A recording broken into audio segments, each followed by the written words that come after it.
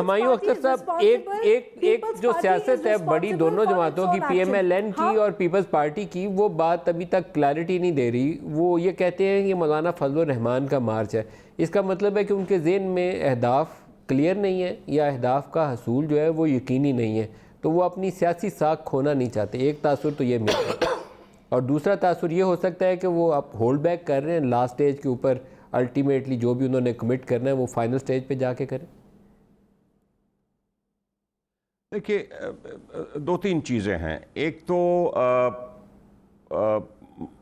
फजल रहमान साहब ने I think कमाल सियासी हुनरमंदी का मुजाहरा किया है कि वो उनकी अपनी रेलेवेंस बनाने के लिए, क्योंकि बेसिकली इनकी पार्टी का ग्राफ 8-10 साल से नीचे जा रहा है। आप सिर्फ इलेक्शन परफॉर्मेंस देख लीजिए, ये बहुत कम सीटें जीती हैं इन्होंने अपनी रेलेवेंस बनाने के लिए।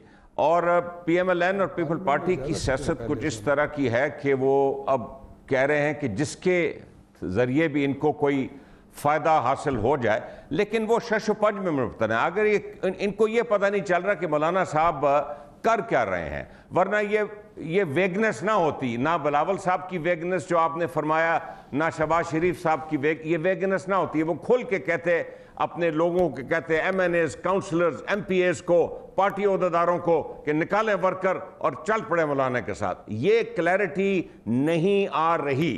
सर, इसका एक फैक्टर ये भी तो हो सकता है ना कि अहदाफ का हसूल जो है यकीनी नहीं है, क्लैरिटी नहीं है उनके अंदर कि वो अपने मकसद हासिल कर सकते हैं कि नहीं। अभी ये कहा नदीम, अभी ये कहा गया है कि ये मौलाना साहब की मार्च है। आपका ख्याल ये है कि पीपल पार्टी का वर्कर और PMLN का वर्कर जो है, और PMLN का वर्कर तो जब इक़्तिदार में शेयर होता है, पीपल पार्टी जो है वो वैसे ही पंजाब में उनकी अब कोई प्रेजेंस नहीं रही, ना इस्लामाबाद में।